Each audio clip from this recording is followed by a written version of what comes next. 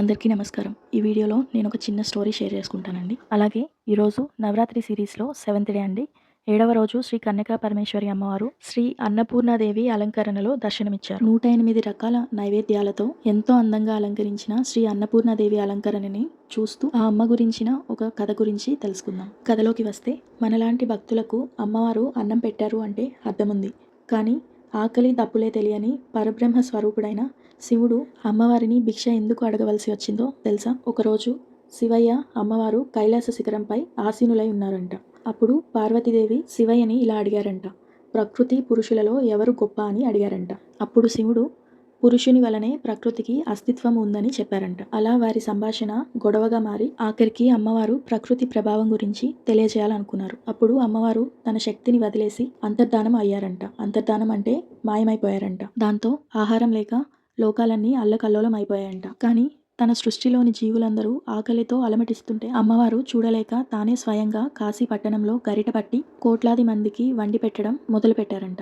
శివ భక్తులంతా ఆకలితో తట్టుకోలేకపోవడం చూసిన శివుడు తనను నమ్ముకున్న వారి బాధ చూడలేక ఏ ఆకలి దప్పులు లేని శివయ్య పరబ్రహ్మ స్వరూపుడైన శివయ్య భిక్షపాత్ర తీసుకుని కాశీకి వెళ్లి అన్నపూర్ణాదేవి చేతుల మీదుగా అన్నం స్వీకరించారంట. ఇలా ప్రకృతి పురుషులలో ఎవరూ ఎక్కువ కాదని, అన్నింటా అందరూ సమానమే అని చాటి చెప్పి కైలాసానికి తిరిగి వెళ్ళిపోయారంట. శక్తి లేని చోట శరీరానికి అర్థం లేదు. శక్తి ఉన్న శరీరం శివమని, లేకపోతే శవమని అంటారు. కాబట్టి రెండూ సమపాలాల్లో ఉంటేనే మనుగడ అని చాటి చెప్పడానికి ఇద్దరిగా ఉన్న శివపార్వతులు ఒక్కరుగా ఆడిన నాటకం ఇదని చెప్తారు. అప్పటి నుండి పార్వతీదేవి అన్నపూర్ణగా కాశీలోనే నేటికి భక్తులకు ఆకలి తీరుస్తూనే ఉంటారని నమ్ముతారు. అన్నపూర్ణ అమ్మ మహిమ గురించి చెప్పడానికి ఇది కేవలం ఒక్క సంఘటనే అండి.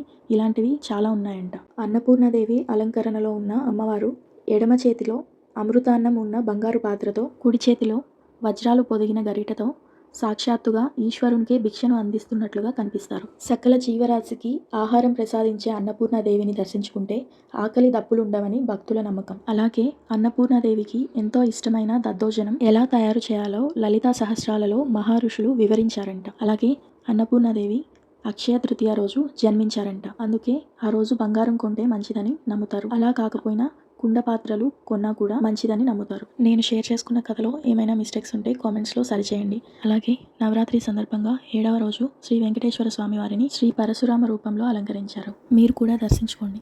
ఈ వీడియో మీకు నచ్చి ఎంకరేజ్ చేయాలి అనుకుంటే please to subscribe my channel అండి. Thank you so much for watching and please to like and share this video.